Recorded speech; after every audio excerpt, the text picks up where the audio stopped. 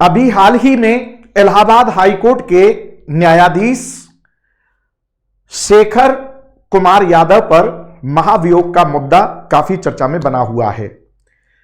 उन पर महाभियोग का मुद्दा चर्चा में क्यों है और इस महाभियोग की प्रक्रिया क्या है, आइए इसे विस्तार से समझते हैं। देखिए, न्यायाधीश शेखर कुमार यादव पर आरोप लगाया गया है कि उन्होंने मिसबिहेव किया है। अब यह मिसबिहेव का आरोप क्या लग रहा है? दरअसल शेखर यादव विश्व हिंदू परिषद के एक निजी कार्यक्रम में गए हुए थे, तो चीफ गेस्ट बनकर के, तो वहां उन्होंने संबोधन में कुछ बातें कही। वो बातें क्या थी? उन्होंने कहा कि सभी मुसलमान खराब नहीं हैं, लेकिन कुछ कठमुल्ले हैं, ये शब्द उन्हीं के हैं, कुछ कठमुल्ले हैं जो देश को नुकसान पहुंचाने में लगे हुए हैं। इससे देश को खतरा है, इनसे सावधान रहने की आवश्यकता है। दरअसल यही वो बात है जो बवाल खड़े की हुई है, पहली बात।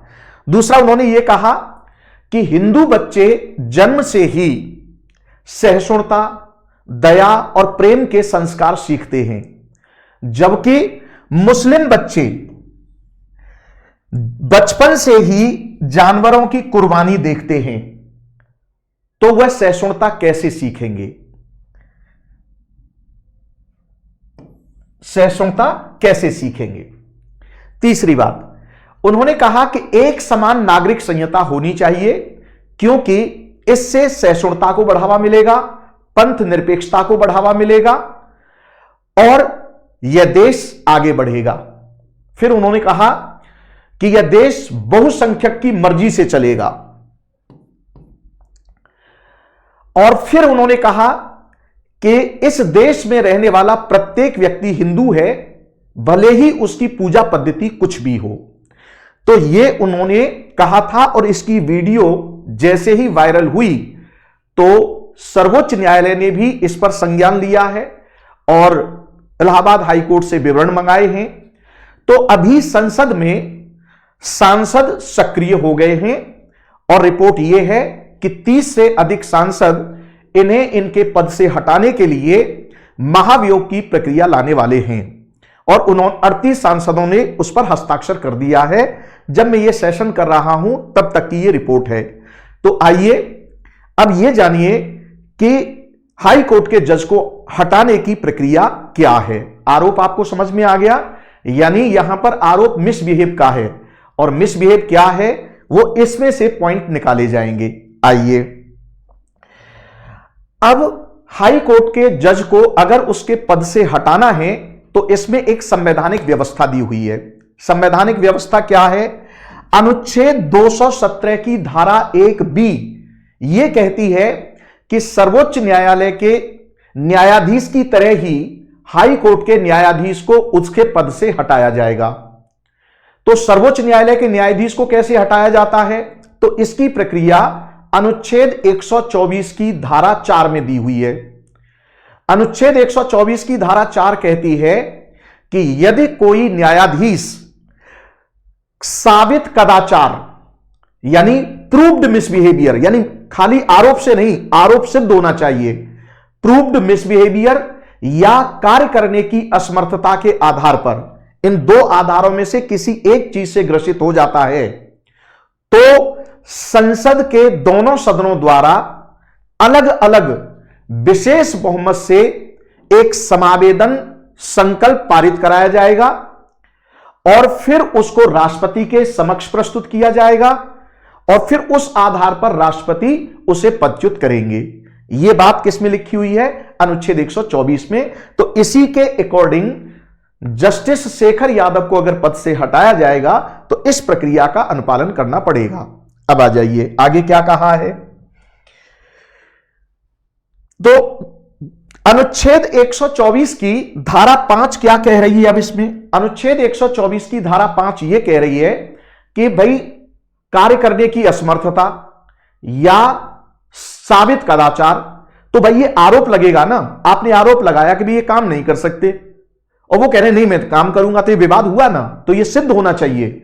ठीक इसी प्रकार से आपने आरोप लगाया, मिसबिहेव किया है, जैसे अभी शेखर यादव पर आरोप लगाएंगे आप कि भाई आपने मिसबिहेव किया है, क्या मिसबिहेव किया है भाई, तो अब आप उसमें पॉइंट बताएंगे ना कि ये मिसबिहेव है, तो इसके लिए इसको सिद्ध करना पड़ेगा। तो सिद्ध करने के लिए प्रक्रिया क्या होगी, यानी उसका प्रोसीजर क्या होगा इन्वेस्टिगेट कराने का, पहली बात। दूसरी बात, संसद में जब आप प्रस्ताव लेकर के आएंगे तो प्रस्ताव लाने की प्रक्रिया क्या होगी, यानी प्रस्ताव लाने की प्रक्रिया और आरोपों को सिद्ध करने की प्रक्रिया संसद के अधिनियम द्वारा निर्धारित की जाएगी। यह बात अनुच्छेद 124 की धारा 5 में लिखी हुई है। ठीक है, अब संसद ने क्या किया, तो संसद ने 1968 में अनुच्छेद 124 की धारा 5 को आधार बना करके एक अधिनियम पास किया है। इस अधिनियम का नाम है जजेस इंक्वायरी एक्ट 1968। अब ये जजेस इंक्वायरी एक्ट 1968 क्या कह रहा है, आ जाइए। इसमें यह कहा है कि भाई आप लोकसभा राज्यसभा में प्रस्ताव प्रस्तुत करेंगे, किसका, आरोप का। तो संसद है, संसद में 2 सदन है, राष्ट्रपति हैं, तो ये दोनों ही मिलकर के उसको पद से हटाएंगे। तो सबसे पहले आप क्या करेंगे कि या तो राज्यसभा में प्रस्ताव लेकर के आएंगे जज को हटाने संबंधी, या आप लोकसभा में लेकर के आएंगे। तो यह अधिनियम कहता है कि अगर आप राज्यसभा में पहले प्रस्ताव लेकर के आएंगे, कहां, राज्यसभा में अगर पहले प्रस्ताव लेकर के आएंगे तो प्रस्ताव लाने के लिए आपको कम से कम 50 सांसदों का समर्थन चाहिए। जैसे अभी आप देख रहे हैं 30 से अधिक सांसद वो जुटा चुके हैं और उन्होंने ये कहा है कि हम इसी सत्र में इसको महाभियोग के प्रस्ताव को लेकर के आएंगे। तो कितने सांसदों के समर्थन की जरूरत है, 50 सांसदों की। और अगर इस प्रस्ताव को पहले आप लोकसभा में लेकर के आएंगे, पहले लोकसभा में, तो 100 सांसदों के सपोर्ट की जरूरत पड़ेगी। अगर इतने सांसद लिखित में उस आरोप पत्र पर हस्ताक्षर करेंगे तभी आप सदन में उसे इंट्रोड्यूस कर सकते हैं, अन्यथा नहीं कर सकते। ठीक है, अच्छा, अब जब आपने इतने सांसद जुटा करके अगर राज्यसभा में प्रस्तुत करें तो 50 सांसद जुटा लिए आपने, या लोकसभा में प्रस्तुत करें तो 100 सांसद जुटा लिए, और आपने प्रस्ताव लिख करके सदन अध्यक्ष के पास गए, तो लोकसभा में लोकसभा अध्यक्ष के पास, राज्यसभा में लेकर के आएंगे तो राज्यसभा के सभापति के पास। जब आप उस आवेदन को देंगे तो अब लोकसभा अध्यक्ष या राज्यसभा के सभापति दोनों को यह अधिकार है कि वह आपके आवेदन को स्वीकार करें या ना करें। जैसे आपने कहा भाई, जैसे अभी शेखर यादव हैं, आपने दस्तखत करा करके ले गए लोकसभा अध्यक्ष के पास, ओम बिरला जी ने कहा नहीं हटाइए, स्वीकार नहीं करेंगे। या आप राज्यसभा में गए, तो अभी राज्यसभा में जगदीप धनखड़ जी हैं सभापति, और आपने कहा भाई इनको जज को हटाना है और ये प्रस्ताव आप स्वीकार कीजिए, बोले हटाइए, नहीं स्वीकार करेंगे, तो बात वहीं खत्म हो जाएगी। यानी ये सदन अध्यक्ष को अधिकार है कि वह उस प्रस्ताव को स्वीकार करे या ना करे।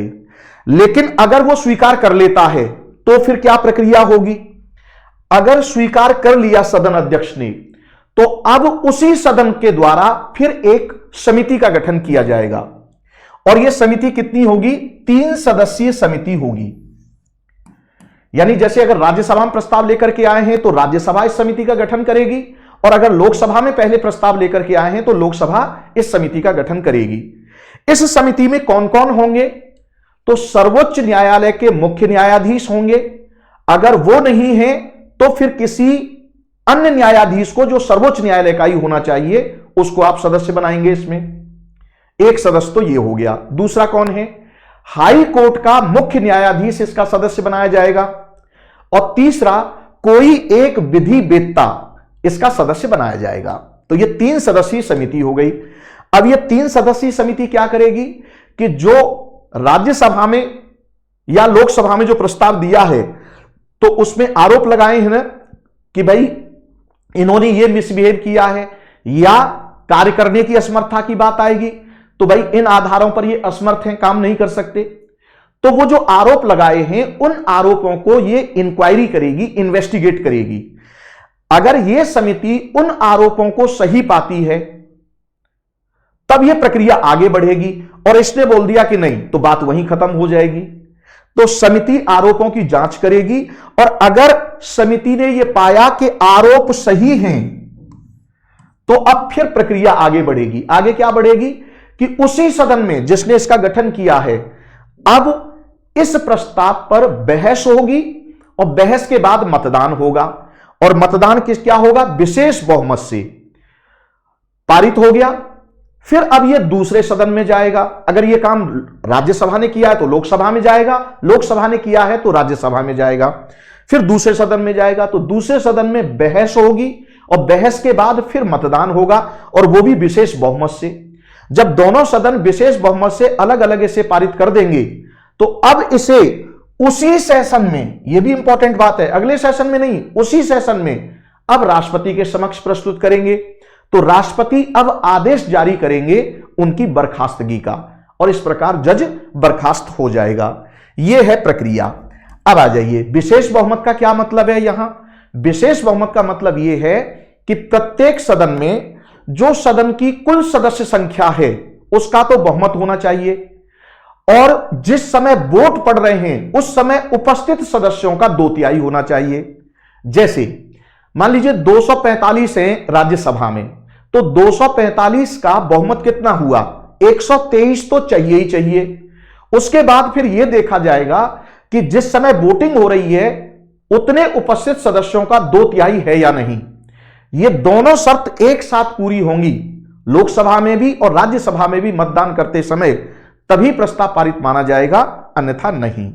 तो इस प्रकार जजेस को, चाहे वो सुप्रीम कोर्ट के हों या हाई कोर्ट के हों, इन्हें बर्खास्त करने की यानी पद से हटाने की प्रक्रिया अत्यंत ही कठिन है, बड़ा मुश्किल है। और मैं आपको बता दूं कि अभी तक किसी भी हाई कोर्ट के लिए यह प्रक्रिया आरंभ नहीं हुई है। यह पहला मौका है जब जस्टिस शेखर यादव के विरुद्ध इस प्रोसेस को एक्टिवेट करने की कोशिश की जा रही है। अभी हुआ नहीं है, कोशिश की जा रही है। हुआ तो तब माना जाएगा जब यह प्रस्ताव तैयार होकर के सदन में पहुंच जाए और सदन अध्यक्ष उसे स्वीकार कर ले, राइट नाउ, देन फिर एक्टिव माना जाएगा प्रोसेस को। जब तक सदन अध्यक्ष स्वीकार नहीं करते हैं तब तक इसको एक्टिव नहीं माना जाएगा। लेकिन आरोप पहली बार है जो महाभियोग को लगाने का। तो यह था प्रोसीजर। आशा करता हूं कि यह चीज आपको जरूर समझ में आई होगी और इसी तरह के वीडियोस के लिए आप निरंतर हमसे संपर्क में बने रहें। बेल आइकन को आप दबा दें ताकि आपको नोटिफिकेशन मिलता रहे समय समय पर। वीडियो कैसा लगा इस पर आप कमेंट कीजिएगा और अपने बहुमूल्य सुझाव भी दीजिएगा। जय हिंद।